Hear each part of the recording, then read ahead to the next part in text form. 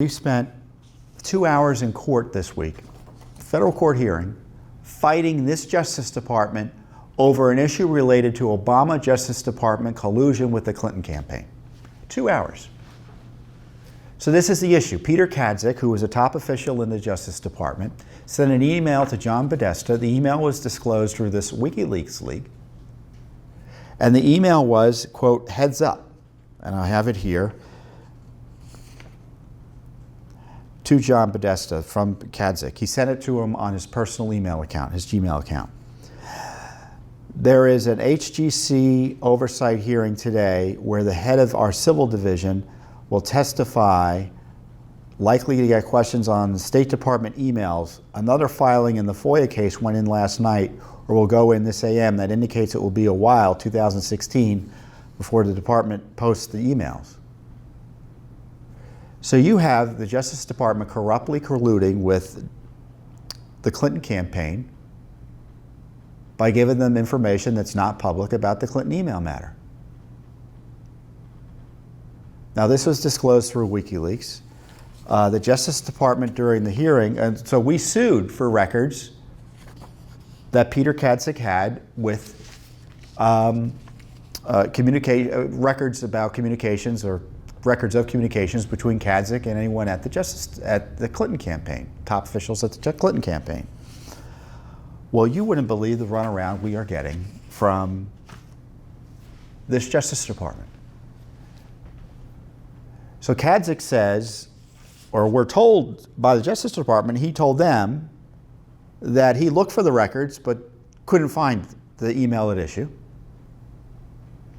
So the next question is, when you do a search under FOIA, is, well, where did you look? What search terms did you use? The Justice Department refuses to tell us that.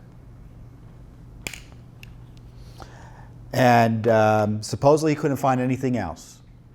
And the Justice Department refuses to give us assurances that a proper search was done to make sure there was nothing else. Now, I don't know whether Kadzik was purposely deleting records or purposely not looking, but there's a process for making sure the right thing was done. And this Justice Department refuses to do so. So that's why we were in court for 2 hours the other day. Our lawyer, Michael Bekesha, was presenting the argument, and I just get to sit there watching aghast for 2 hours as the Justice Department dances around the fact that this government official used a non-government email to communicate with the Clinton campaign about a Justice Department investigation and Justice Department litigation over the Clinton email issue, which was the central issue for the Clinton campaign during that whole time period. The Justice Department today is defending corruption from the Justice Department of yesterday during the Obama administration. So if you want to know why it looks like sometimes they're going to explode here, it's because this Justice Department is covering up for Hillary Clinton and the Obama administration in ways I can't even get into or have enough time in the day to get into. Next week, we have another court hearing. It was supposed to be today, but it's been postponed. So next week, we have another court hearing on Fusion GPS.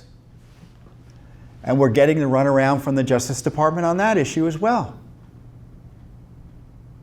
Because Bruce Ohr, you may recall, the Fusion GPS, his wife had worked for Fusion GPS. And he was the number 4 official at the Justice Department before he was recently demoted, was in communication with Fusion GPS, the Clinton campaign vendor who was targeting President Trump, or then candidate Trump. And his wife was working for Fusion GPS. And even after Fusion GPS supposedly became persona non grata at the Justice Department, Ohr was still in communications with Fusion GPS, his wife's employer. So we want records, right, about communications with the Justice Department, by the Justice Department and Ohr with Fusion GPS. Justice Department, 6 months after we asked for the records, several months after we sued for them in court, have yet to agree to do a search. They don't want to search the Attorney General's office. telling us that Jeff Sessions' office can't possibly have any communications. We don't know that. We don't know what everyone in Jeff Sessions' office was doing. So they don't want to do any significant search.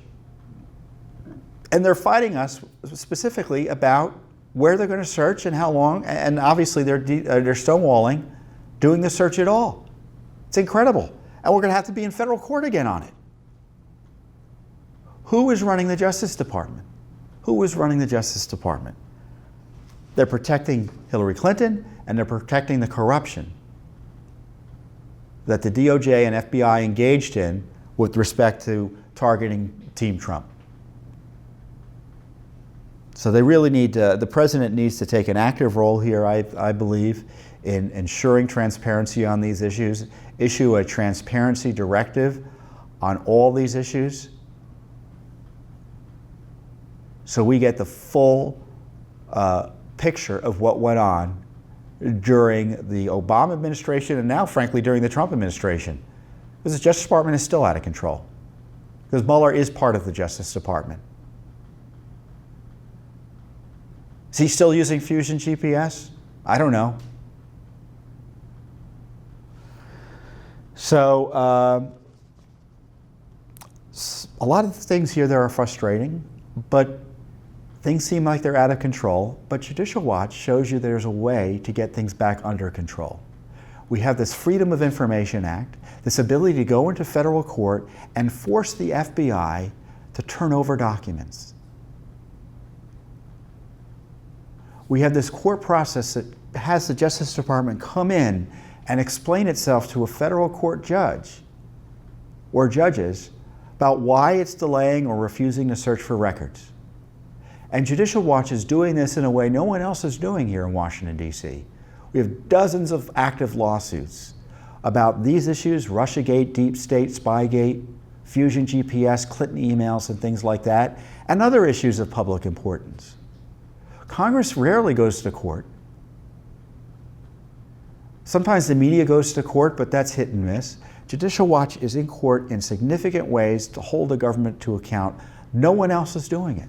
No one else is doing it. So if you're not supporting Judicial Watch, I encourage you to support our work, both financially and to spread the word about the good work we're doing, to get the word out about documents we find, lawsuits that we pursue, to expose the corruption and lack of accountability and lack of transparency by our government.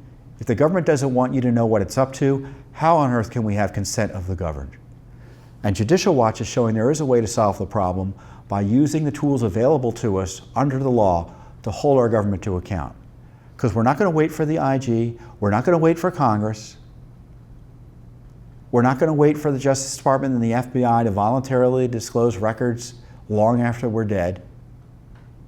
We're doing the work here right now on behalf of you, the American people. So thanks for joining us this week, and I'll see you next week here on Judicial Watch's Weekly Update.